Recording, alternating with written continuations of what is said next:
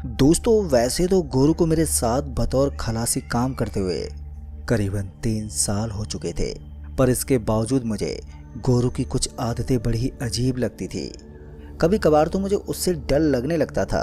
वो था ही इतना अजीब। गोरू आज भी मेरे साथ होता अगर उस रात गोरू की हकीकत सामने नहीं आई होती। दरअसल आज से करीबन 5 साल पहले जब मैं ट्रक लेकर पुणे से बनारस जा रहा था, तो उस रात अचानक ही मेरी नज़र हाईवे के किनारे पड़े एक आदमी पर पड़ी जो बुरी तरह से जख्मी था। इंसानियत के नाते मैंने ट्रक रोका और उसके पास गया तो मैंने पाया कि उसकी सांसें अभी भी चल रही हैं। हालांकि उसके जख्मों को देखकर लग रहा था कि किसी ने इस पर चाकू से हमला किया है। ऐसे में मैंने सबसे पहले पुलिस को कॉल किया, क्योंकि ये एक लूटमार का मामला लग रहा था, तो ऐसे में पुलिस को इन्फॉर्म करना बहुत ही ज़रूरी था। पुलिस वाले से बात करने पर पुलिस वाले ने मुझे उस आदमी को लेकर मॉन्क हॉस्पिटल लाने को बोला, जो कि 11 किलोमीटर की दूरी पर था। चूँकि पुलिस का आदेश था तो मैंने बिना देरी किए उस जख्मी आदमी को उठाया और ट्रक के पिछले हिस्से में लिटा दिया और निकल पड़ा मॉन्क हॉस्पिटल की ओर। अभी मैं कुछ दूर आया ही था कि तभी अचानक मुझे ट्रक रोकना पड़ा, क्योंकि हाईवे के बीचों बीच एक बाइक पलटी हुई थी और उसके तरफ 2 लोग थे, जिन्हें देखकर साफ पता चल रहा था कि उन दोनों की मौत हो चुकी है। दरअसल एक लड़की की गर्दन उल्टी घूमी हुई थी, तो दूसरी की छाती की पसलियां बाहर निकल आई थी। उनकी हालत को देखकर मेरा जी उल्टी सा करने लगा था, पर मैंने किसी तरह अपने आप को संभाला और एक दफ़ा फिर से पुलिस को इस घटना की सूचना देने के लिए मैंने कॉल किया। और फिर जब मैंने उन्हें फ़ोन पर इस घटना की जानकारी दी तो वो मुझ पर भड़कते बोले, तुमने एक कसम खाई है, जहाँ से गुजरोगे वहीं हादसे होंगे। तुम सीधे उस आदमी को मॉन्क हॉस्पिटल लेकर पहुँचो। इस मामले के लिए मैं एक टीम को भेजता हूँ। पुलिस वाले के गुस्से का शिकार होने के बाद मेरा भी माथा सनक गया। खैर, अब मैं कर भी क्या सकता था। आखिर मैं अपनी मर्जी से इस झमेले में फंसा था। पुलिस वाले से बात करने के बाद मैंने ट्रक को किसी तरह सड़क पर मरे पड़े लड़कों के बगल से निकालने की पूरी कोशिश की, पर कम जगह होने के कारण मैं वहां से ट्रक निकाल ही नहीं पाया और मुझे मजबूरन ट्रक से नीचे उतरना पड़ा, ताकि उनकी बाइक को साइड में करके अपना ट्रक वहां से निकाल सकूं। पर जैसे मैं ट्रक से उतरकर उस बाइक की तरफ बढ़ा तो मैंने देखा कि उन दोनों लड़कों की लाश अब वहां पर है ही नहीं। उन दोनों की लाश को वहां पर ना देखकर मैं इतना ज़्यादा डर गया कि मैं वापस से ट्रक में बैठा और फिर बड़ी ही तेज़ी से ट्रक को वहां से भगाते हुए सीधे पहुंचा मॉन्क हॉस्पिटल, जहां पुलिस पहले से पहुंची हुई थी। मेरे वहां पर पहुंचते ही पुलिस वालों ने उस जख्मी आदमी को मेरे ट्रक से नीचे उतरवाया और मेरे से डिटेल में पूछताछ की। सब कुछ बताने के बाद मुझे वहां से जाने की परमिशन मिल गई और मैं फिर बनारस के लिए रवाना हो गया।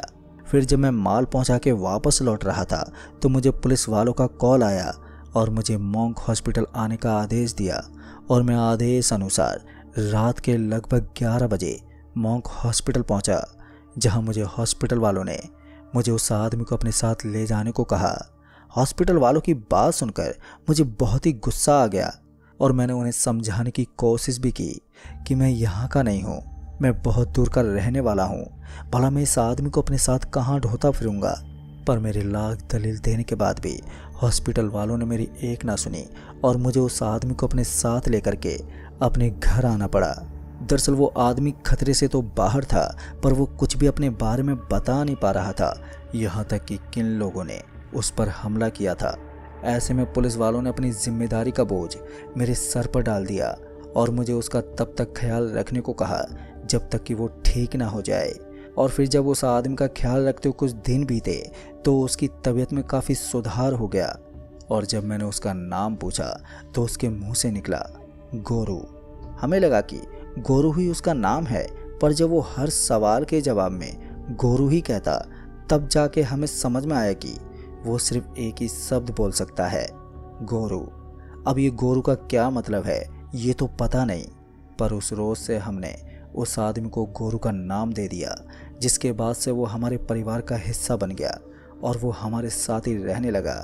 भले ही वो गोरू के अलावा कुछ और नहीं बोल पाता था, पर वो इशारों से हमें अपनी बात कह देता था। साथ ही गोरू के हमारे जीवन में आने से हमारे लाइफ में एक बड़ा बदलाव भी आया था। दरअसल गोरू के हमारे घर आते ही मुझे जहाँ सिर्फ ट्रक के किराए के पैसे मिलते थे, तो अब वहीं मुझे बड़े बड़े ठेके मिलने लगे थे, जिसके चलते मैंने कुछ ही महीनों में कई और ट्रक खरीद ली थी। अचानक ही माता लक्ष्मी की कृपा बरसने लगी थी और इस बदलाव का श्रेय हम गोरू को ही मान रहे थे।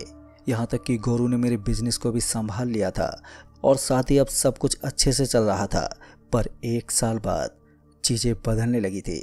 हमारे ट्रक एक के बाद एक दुर्घटना के शिकार होने लगे, मानो किसी की बुरी नज़र लग गई हो। फिर जब मुझे यूपी पुलिस वाले ने कॉल करके मेरे ट्रक का नंबर बताते पूछा कि वो ट्रक मेरा है कि नहीं, तो मैं उन्हें जवाब देते बोला, जी हाँ, ट्रक नंबर 754 मेरा ही है। पर बात क्या है? मेरे ये कहते उन्होंने मुझे थाने हाजिर होने को कहा। साथ ही ये भी साफ कर दिया कि अगर मैं थाने नहीं पहुंचा तो उन्हें आना पड़ेगा, और ऐसा हुआ तो मेरे लिए अच्छा नहीं होगा। पुलिस द्वारा मुझे थाने बुलाए जाने से मैं काफ़ी ज़्यादा डर गया। पता नहीं कौन सी बात थी। खैर मैं अगले कुछ घंटों में यूपी पुलिस के बुलाए अनुसार कोकरिया थाने पहुंचा। थाने पहुंचते ही पुलिस वालों ने मुझे कुछ मरे हुए लोगों की तस्वीरें दिखाई और पूछा, तुमने इन्हें क्यों मारा है?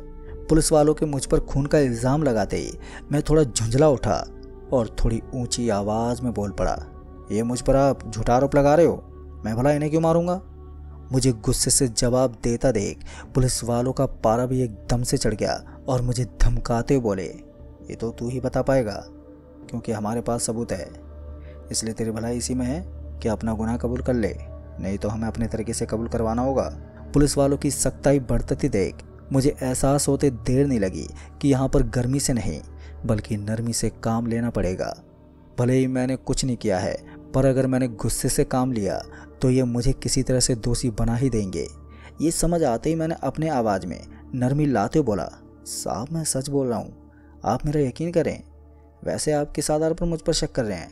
मेरे अदब और नरमी से बात करते देख उन अफसरों ने भी अपने लहजे में थोड़ी नरमी लाते हुए बोला, ये सारे लोग जो तस्वीर में तुम्हें दिख रहे हैं ना, सभी के सभी सड़क दुर्घटना का शिकार हुए हैं, और इन सभी दुर्घटनाओं में तुम्हारा ट्रक जिसका नंबर 754 है वो नज़र आया है। जैसे ही अफसरों ने मुझे ये बात बताई तो वैसे ही मैंने अपना पक्ष रखते बोला, साहब ये ट्रक जिसका आप जिक्र कर रहे हैं वो मेरे नाम पर तो है, पर वो ट्रक मैं नहीं बल्कि गोरू चलाता है।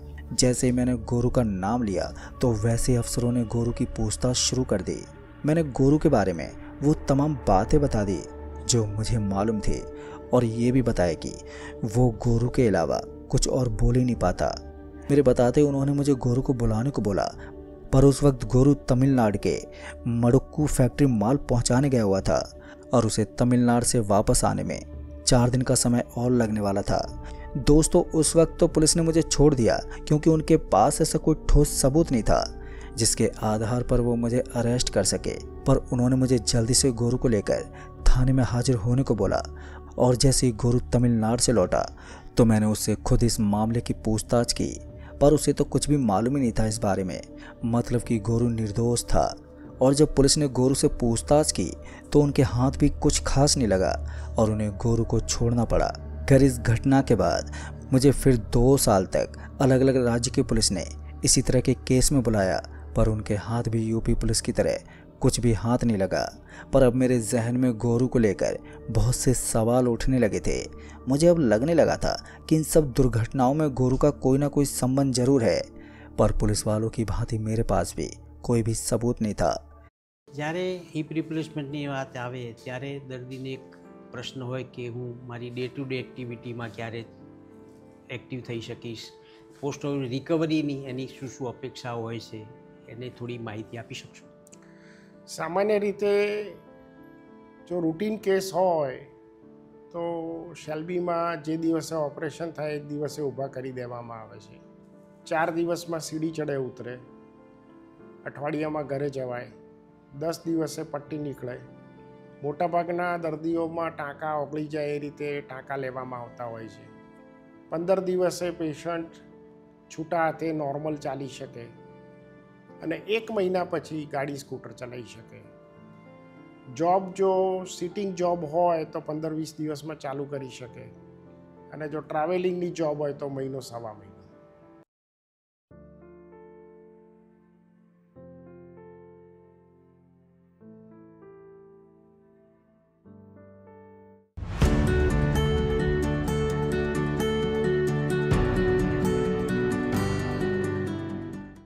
My name is Tenzin Jamyang, and I'm a rock climber and co-founder of Surufest. So a big part of climbing is hiking, because most of the rocks are out there in the wilderness, and exploration and unpredictability go hand in hand. So when you're out there in nature, I feel it's very important to carry reliable gear, so that if I'm in any kind of situation, I can rely on my gear. पर उस रात जब लोहार ने मुझे call किया और तत्काल ही मिलने के लिए मुनिया के ढाबे पर बुलाया। दरअसल लोहार मेरे यहाँ ही ट्रक चलाता था, पर लगातार हो रहे ट्रक नुकसान के चलते मुझे उसे काम से निकालना पड़ा था। खैर जब मैं मुनिया के ढाबे पर लोहार से मिलने पहुँचा तो वो अकेला नहीं था, उसके साथ एक आदमी भी था जिसके चेहरे पर बड़े बड़े कट के निशान थे। पर जैसे ही लोहार की मेरे पर नज़र पड़ी तो वैसे ही लोहार ने मुझे अपना मोबाइल फ़ोन दिया और उसमें मौजूद वीडियो क्लिप चलाने को कहा। और जैसे मैंने वो वीडियो क्लिप चलाई तो वैसे मेरे पैरों तले ज़मीन खिसक गई।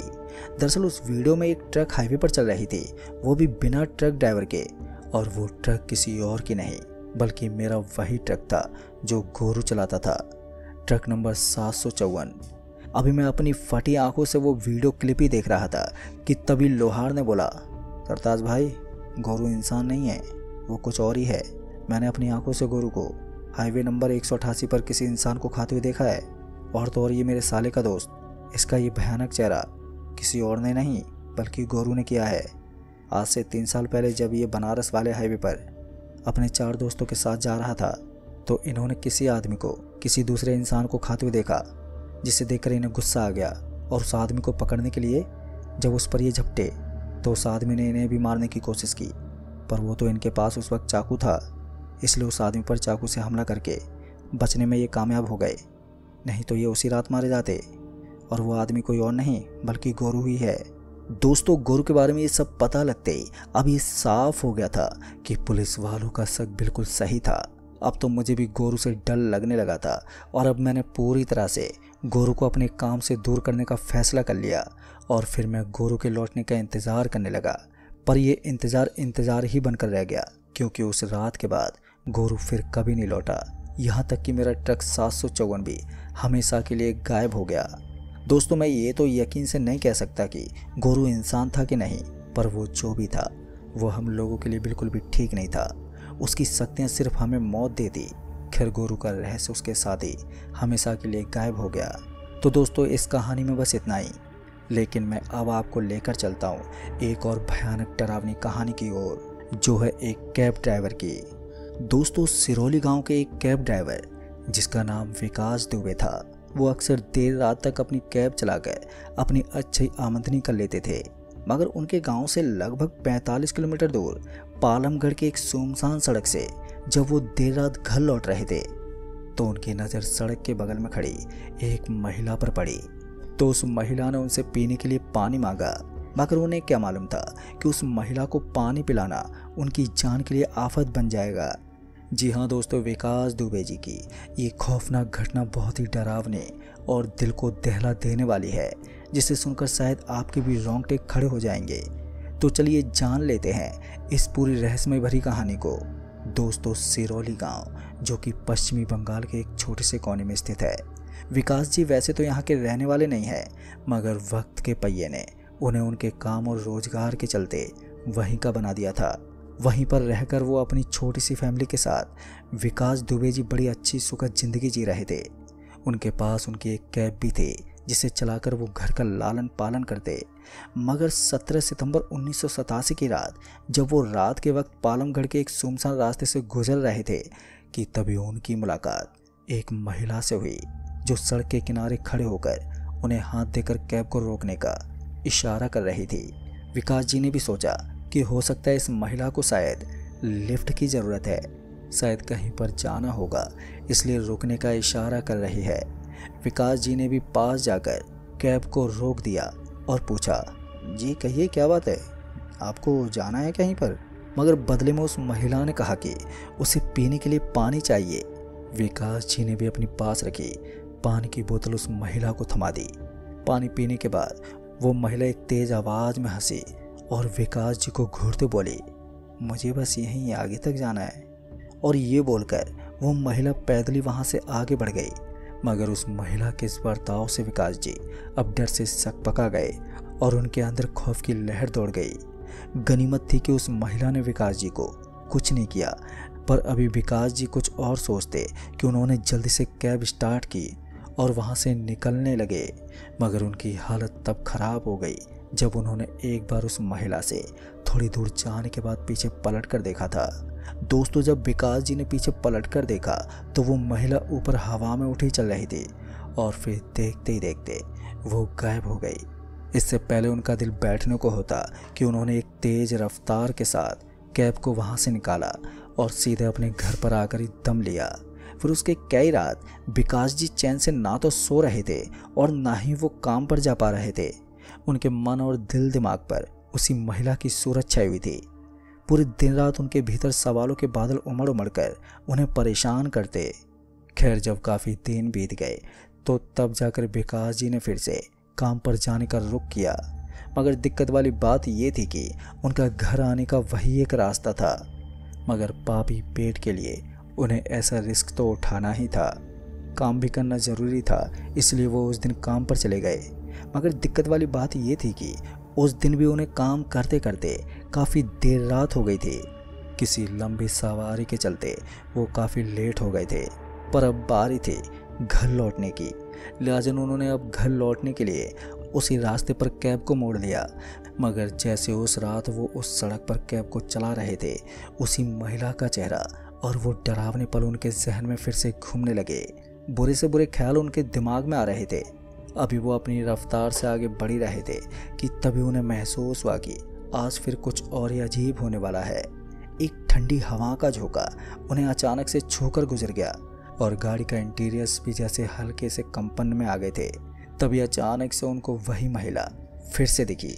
वही रूप, वही चेहरा और वही प्यास की आवाज़। वो महिला फिर से उसी रास्ते के बीच खड़ी हो गई थी कि तभी विकास ड्राइवर ने अचानक ही गाड़ी को रोक दिया।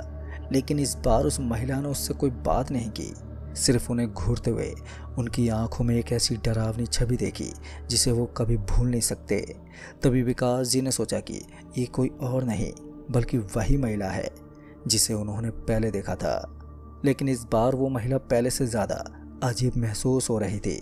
वो महिला अचानक ही गाड़ी की खिड़की के पास आकर बैठी और विकास को घूरते बोली, अब तुम्हारी बारी है। उसकी आवाज़ में कोई सामान्य प्यास नहीं बल्कि एक अजीब सा खौफ था। विकास ने घबराकर गाड़ी स्टार्ट करने की कोशिश की, लेकिन जैसे उसने गाड़ी की चाबी घुमाई कि गाड़ी का इंजन गड़गड़ करके बंद हो गया। वो फिर से घबरा गए और बिना किसी सोच के गाड़ी को बार बार स्टार्ट करने की कोशिश करने लगे। लेकिन हर बार इंजन बस कुछ सेकंड के लिए चलता और फिर बंद हो जाता। तभी उस महिला ने अचानक ही विकास जी के सामने हाथ बढ़ाया और कहा, अब तुम्हारी बारी है। दोस्तों, ये शब्द इतने भारी और डरावनी आवाज़ में निकले कि विकास जी के शरीर में एक सिरहंसी दौड़ गई। उस महिला की आंखों में अब एक अजीब सी लालिमा थी और उसका चेहरा एकदम बदल चुका था, मानो वो पूरी तरह से किसी और की शक्ल में बदल गई हो। तभी विकास जी ने दिल की धड़कनों को रोकते हुए गाड़ी से बाहर निकलने की कोशिश की, पर जैसे वो दरवाज़ा खुला कि तभी उन्होंने देखा कि वो महिला अब गाड़ी के पास नहीं थी। उनके चारों ओर सन्नाटा था और ना ही कोई आवाज़ आ रही थी।